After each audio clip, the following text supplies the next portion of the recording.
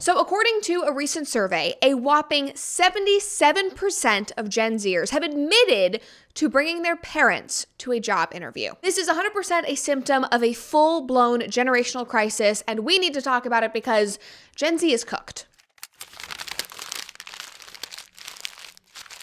Now, in my opinion, my generation's dependency on our parents, our insecurity, our instability is a psychological shift that we are seeing primarily as a result of social media and the higher education system. I'm going to tell you all about that, but before we do, make sure that you like this video and subscribe to the channel if you have not already, and of course, ring that notification bell if you want to stay up to date on all of our videos and hear about more chaos like this. So before we get into that 77% and the other survey that we need to talk about today, I want to start on another trend. So a different study, another recent study on personality traits, shows another terrifying trend that has occurred over the last 15 years. As time spent online and social media has gone up, especially for young people like me, key traits like conscientiousness, agreeableness, and extroversion have absolutely plummeted for my generation, while neuroticism, meaning anxiety, worry, and fear, is unsurprisingly skyrocketing. Take a look at these graphs. There is no debating this in the slightest. And yes, in case you are wondering, our lovely generation is in fact represented by that red line, which shows the most staggering results of all. Now, I wanted to start with that and show you guys that graph because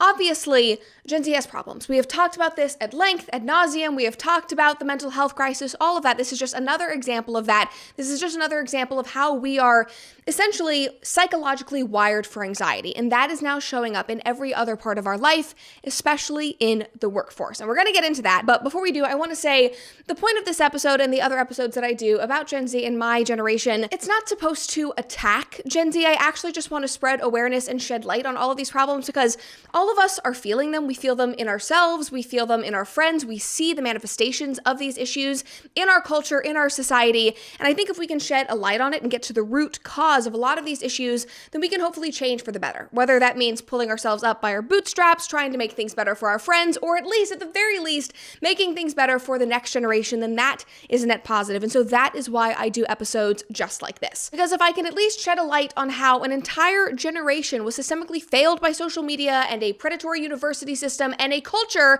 that crippled their independence, then maybe, just maybe, we can stop it from ever happening again. But before we keep going, I want to thank today's sponsor. All right, guys, let's talk about upgrades. Shooting is great. It's super fun. But what about shooting suppressed? That is even better. Way better. If you are a responsible gun owner, you want to be in control of your accuracy, your recoil, your hearing, all of it. And that is where my friends over at Silencer Shop come in. They make it ridiculously easy to get a suppressor, the one upgrade that instantly makes your guns perform better. Shooting suppressed isn't just quieter. It means better accuracy, less recoil, and a ton more fun. Now, yes, before you ask, suppressors are 100% legal in most states, and Silencer Shop has simplified the entire process. You just pick your suppressor, make your account, sign a couple forms, and they handle the heavy lifting. You can get your suppressor in just a few days. They've helped hundreds of thousands of shooters do it, and they are not just behind the counter.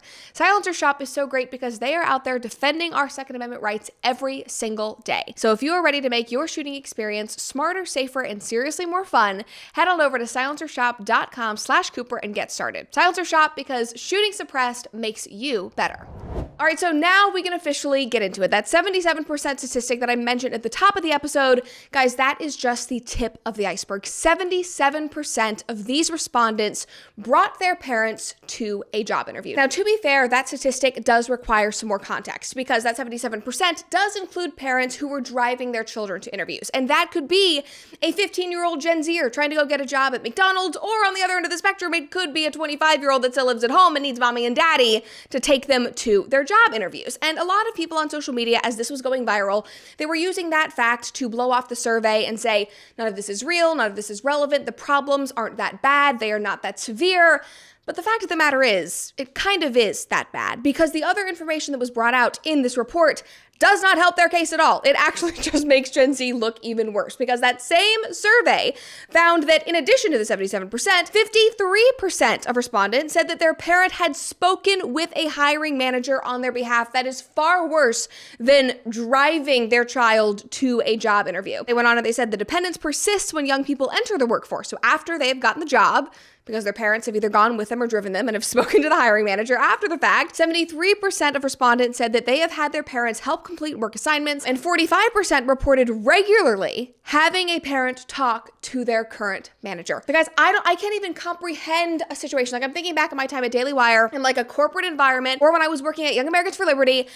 I cannot even think of a time when it would have been appropriate for my mom to talk to anybody there. Not even appropriate, but where that would even come into play. Like, there is no reason or way that would have even transpired. Like, she didn't even know who I was working with. She would not have even been able to find out how to contact them. And yet 45% say that their parents are regularly talking to their managers. Like, these stats are insane. Again, I think that is worse than the 77% that are getting driven by their parents. Like, even at 15 years old, I don't think that my mom ever spoke to my manager at Trader Joe's as a child actor when I was like 8 years old. Obviously, my mom was in the room, she was with me, but I was the one speaking directly to my agents and my managers and the producers and the directors that I would work with. And that type of job is an anomaly.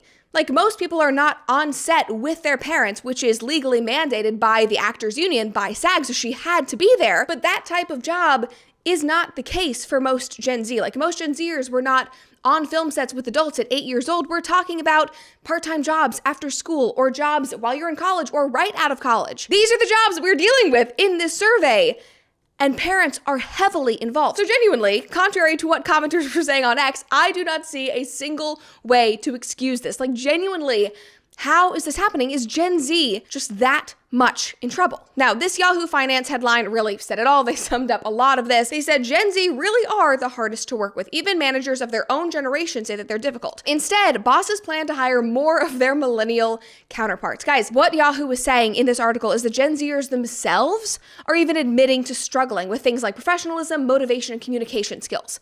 They're saying, yeah, we're not that great at that. We have no idea what we're doing. Mommy and daddy do some of our work. They talk to our managers. We can't handle it.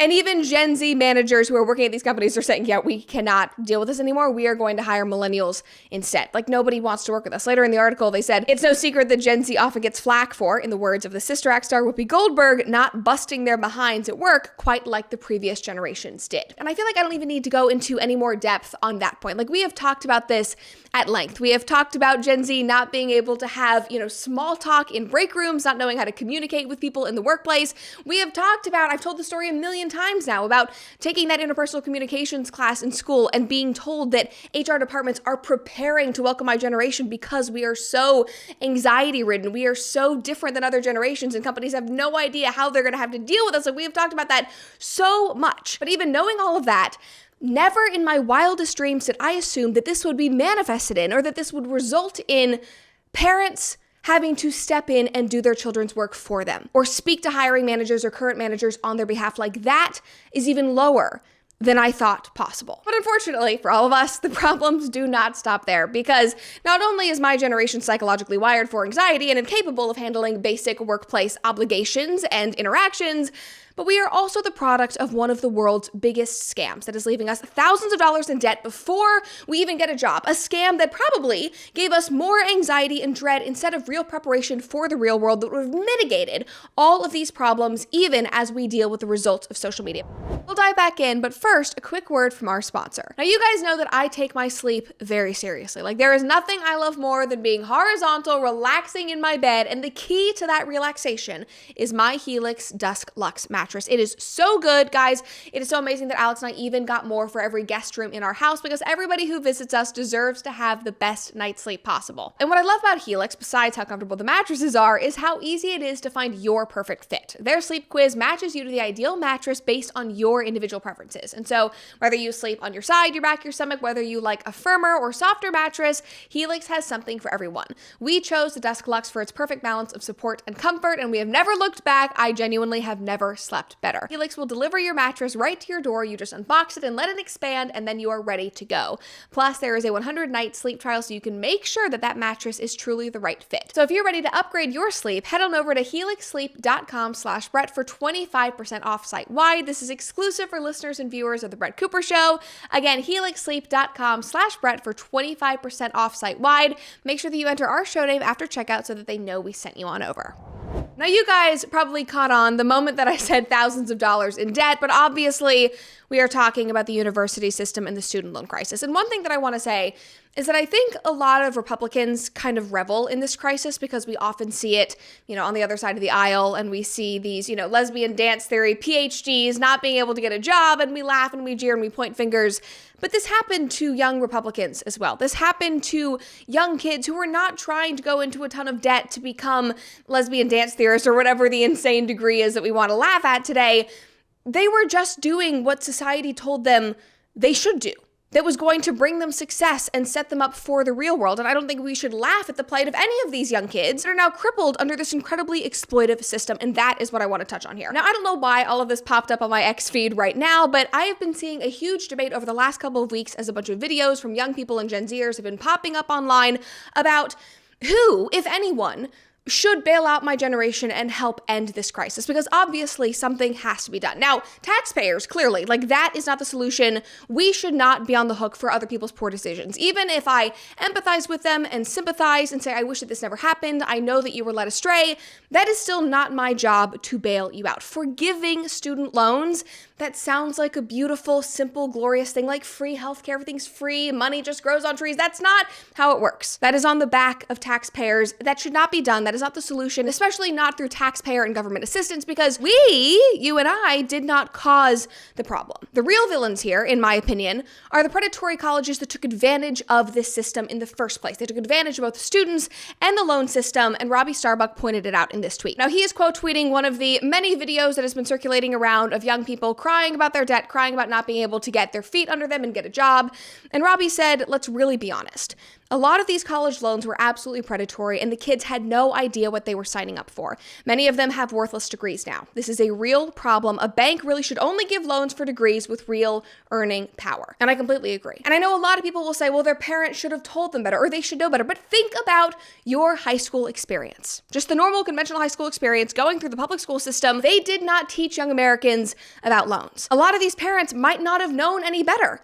It basically just sounds like free money when you're 18 years old. $250,000 doesn't seem like that much money because, in a couple of years, after I get this amazing degree, I'm going to make six figures immediately and I'm going to pay it all back and everything's great. That's totally fine.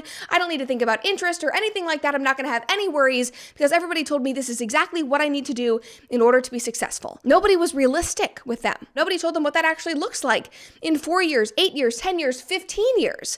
Especially if they can't get the job that society and the culture is promising them they will get once they graduate. So I completely agree with everything Robbie is saying here. Now, the other thing that I agree on is that yes, these loans were predatory, but the colleges were even more predatory with how they exploited the system at the expense of the students that they were supposed to be protecting and preparing for the real world. For example, this is just kind of how it all started in my mind, but the government created programs like Government Plus loans. So these are loans that are subsidized by the government, and they are for graduate schools. And they are limitless. And what that means is that once you have graduated, you've gotten your bachelor's, if you want to go to grad school, if you want to do the lesbian dance theory master's degree, if you want to go to law school, if you want to get your PhD, the government will fund whatever it takes. However much that degree is, however much your law school is, there is no limit, there is no cap on what you can borrow from the government. Those are subsidized, limitless loans. Now, obviously, this just makes sense. It's like a math equation. Universities saw this and they realized that they could charge whatever they wanted for tuition because people would have somebody to fund it. And thanks to programs like this, they did not have to operate within the supply and demand system anymore. They could charge whatever they wanted. They could create meaningless degrees and expand their programs and have as many students as they wanted because they didn't actually need the students to be able to pay for these programs themselves or have them be profitable once they went out into the workforce because somebody else was always going to be footing the bill. And so they just kept expanding.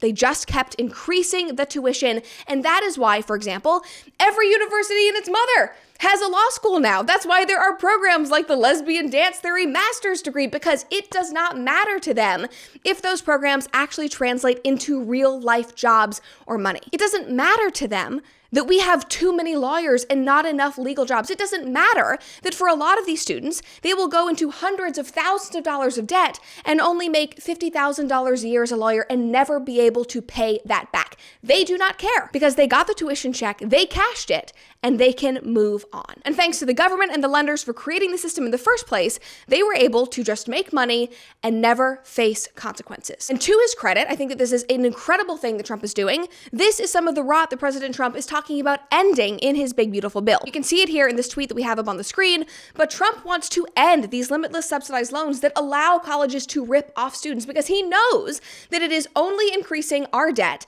and that it is only hurting students. And of course, even though this will only help students in the long run and will rein in universities, people online are incredibly upset about this because, in my opinion, they do not understand the root cause of the issue and because probably they just have Trump derangement syndrome. But one of these people said, Trump's big, beautiful bill caps the amount of money law students can borrow at $50,000 a year. That doesn't even cover tuition at many law schools, let alone the cost of living. This is devastating. Okay?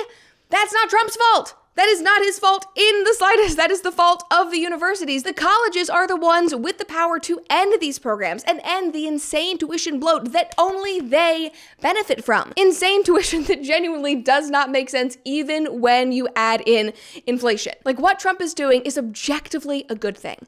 It is going to force schools to have to think about supply and demand. It is going to force them to have to kind of work within a framework of capitalism instead of just believing that money grows on trees and that students will just be able to pay whatever they want. It will force colleges to rein everything in, lower tuition so that students can actually afford it, and so that they are only getting degrees that will make them money in the long run. And hopefully with Trump trying to end this rot, going hand in hand with people really thinking critically about college and whether it's even necessary, can start to change some of this, at least for the next generation. Because I think another lie that Gen Z was obviously told is that you have to go to college, that you have to be part of this predatory system, that you have to pay the insane tuition costs because it's the only way that you're going to be successful. Okay, well, after years of this, we know that that's not the case. You don't have to. Or you can at least do something that is not traditional. I'm not saying that you don't need to go get a higher education, but there are other ways. You can go to a community college and then transfer to a university later if you want. That's what I did.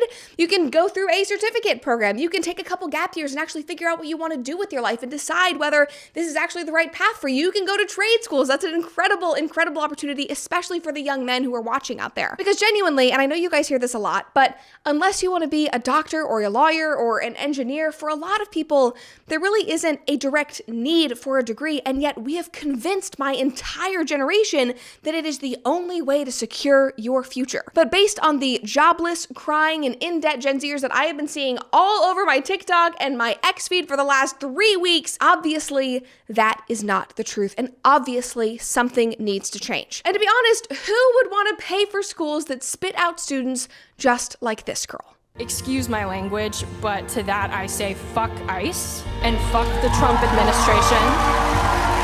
I can't with the friggin' drama and the swelling music behind her. Okay, I have to say, this is so embarrassing. That's UCLA. That's my alma mater. That was the commencement address this past year in 2025, and this girl ended her college career by saying F Trump and F ICE. Like, this literally feels like an SNL skit. The crying, oh my God, I'm doing something so brave. This is so amazing. Oh my God, just like give it a break.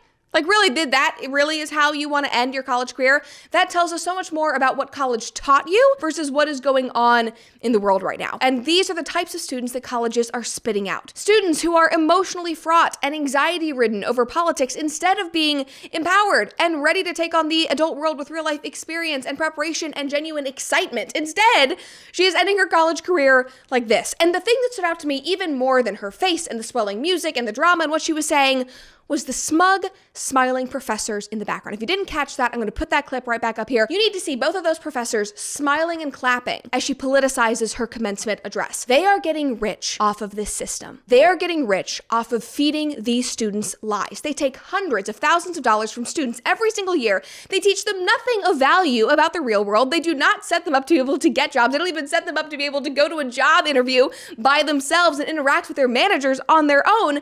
They instead fill their heads with anxiety and entitled victim-driven ideologies that make them unemployable and impossible to work with. That and our social media addicted world is what has created this entire problem. I mean, really, let's just put it all together. You have a generation that is psychologically damaged by social media, that has no attention span, that is unable to cope with their own problems. They are then funneled into a university system that financially cripples them while teaching them victimhood ideology instead of skills. And the end result is a generation that can't even handle a job interview without their mom and believes that their feelings are a substitute for reality. That is what we are dealing with Gen Z. That is what my peers are living in every single day. So for lack of a better phrase, Gen Z is not just struggling, they are cooked. Literally, like their brains are fried and they were set up to fail. And obviously, at the end of the day, everybody is responsible for their own actions. Everybody has a responsibility to make their lives better, but I will always say that Gen Z was dealt a very specific set of cards that was unprecedented, that our parents were not prepared for, that our guidance counselors, that our teachers were not prepared for,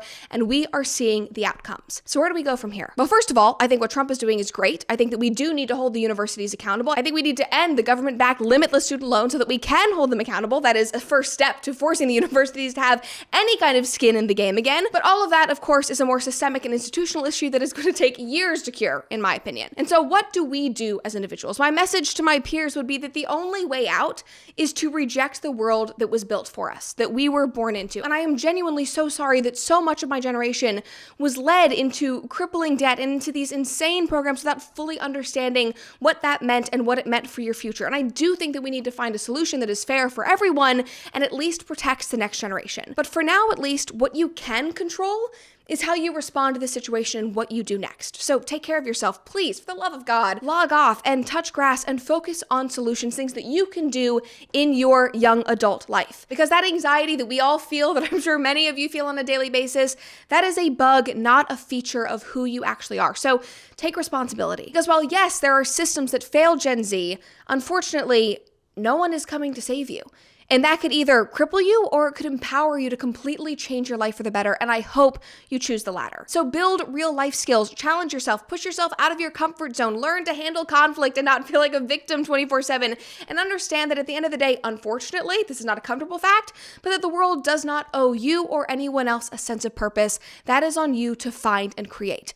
And I hope you do. And the first step, again, is rejecting all of this and for the love of God, logging offline. If you made it all the way to the end of this episode, thank you so much for watching. I had so much fun putting it together, and I hope that you enjoyed it too. If you did, make sure to hit that subscribe button because this channel only exists because of you. And if you're in the mood for more, I've got even more episodes right here that I think you'll love.